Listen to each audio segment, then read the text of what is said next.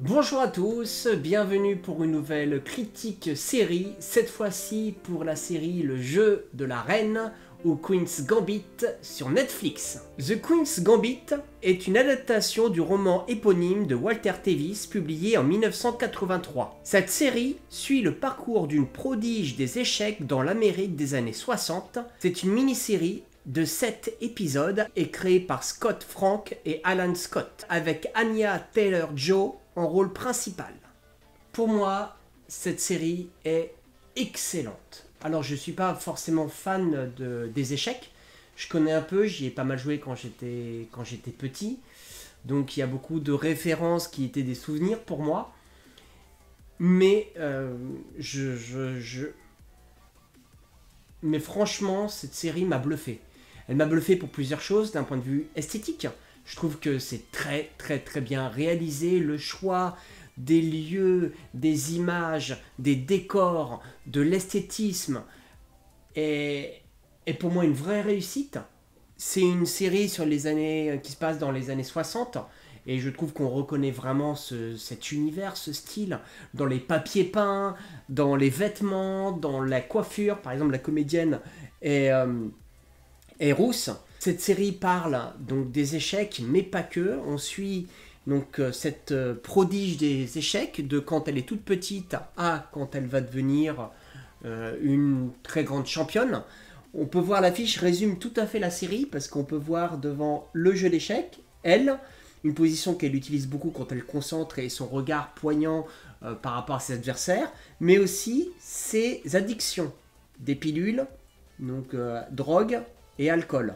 Et cette affiche, je trouve qu'elle est géniale parce qu'elle résume en elle-même la série. Pour moi, un des points forts de cette mini-série, c'est l'actrice principale. Elle est bluffante, elle est surprenante, elle est hypnotisante presque. C'est une actrice que j'avais connue dans Split de Monsieur Night Shyamalan, mais également dans Les Nouveaux Mutants. Elle faisait Illyana Rasputin ou Magic. Et je pense que c'est une actrice, on va en entendre parler longtemps dans les années qui viennent, parce que ce soit dans Split, dans Les Nouveaux Mutants ou là, les trois personnages n'ont rien à voir, sont très marquants, très crédibles, et elle tire vraiment la couverture. C'est vraiment une très bonne comédienne. Elle est en peu de temps, elle fait partie de mes actrices américaines favorites. Je me rappelle, je devais être à l'épisode 3 de cette série et j'étais en train de me dire mais cette actrice, elle me dit quelque chose mais j'arrive pas à voir qui c'est.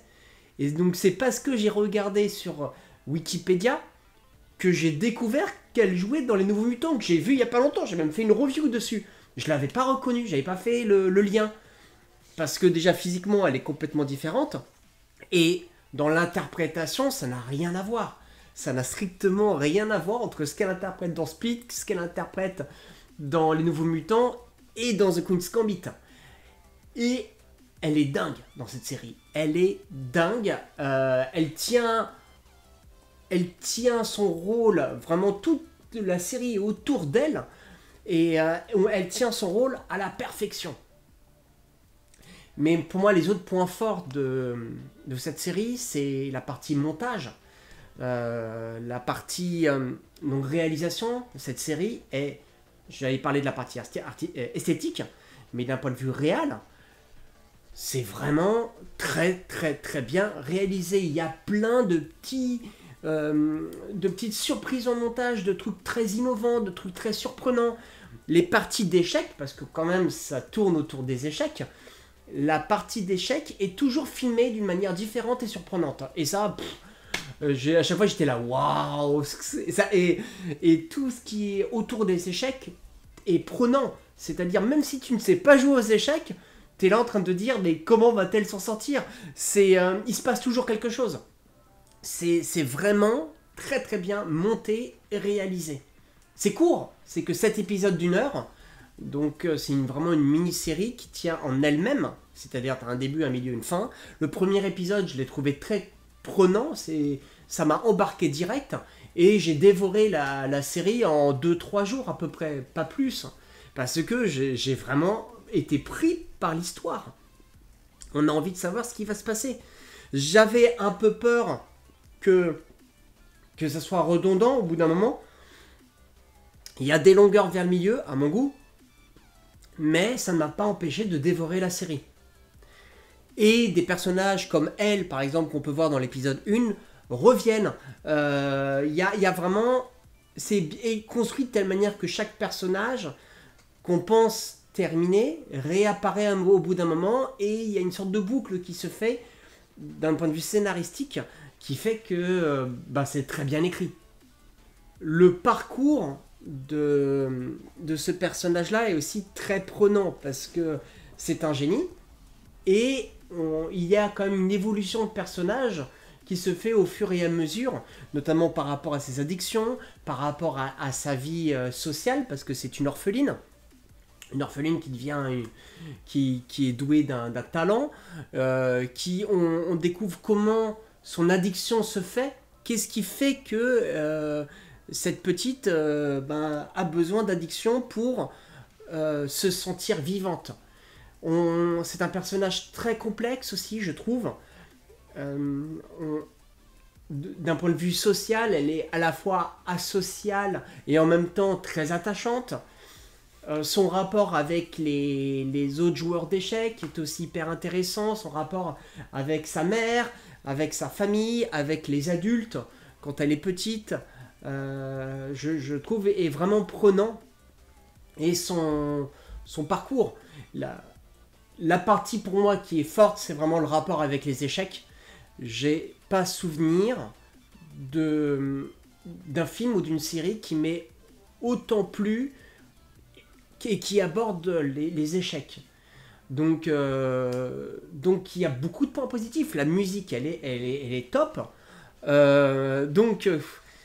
Quels sont les points négatifs de cette série?